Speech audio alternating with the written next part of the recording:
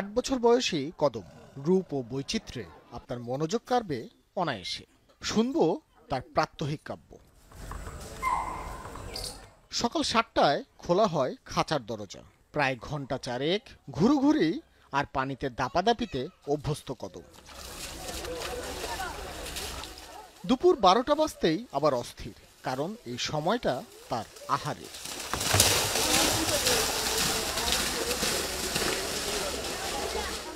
পুরোনো আমলের খাঁচায় দেয়া হয় খাবার, আর তাই নিয়েই নানান ঝক্কি। ৫টি দরজার মাঝে বন্ধ রাখতে হয় অন্তত ৪টি দরজা,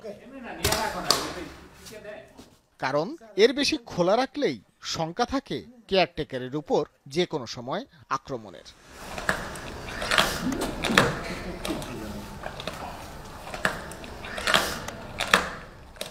সপ্তাহের ৫ দিন ৮ কেজি করে গরুর মাংস দেয়া হয় কদমকে, আর একদিন জীবন্ত ব্রয়লার মুরগি।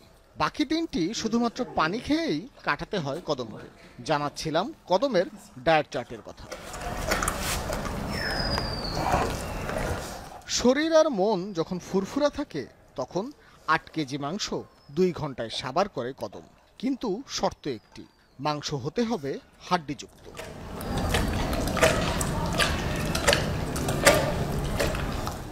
৮ বছর বয়সী কদম প্রতিবেশী শিউলির সাথে খাবার ভাগাভাগিতে একদমই রাজি নয়। যদি দুইজনকে একসাথে খাবার দেয়া হয়, তাহলেই শুরু হয় ভয়ঙ্কর যুদ্ধ।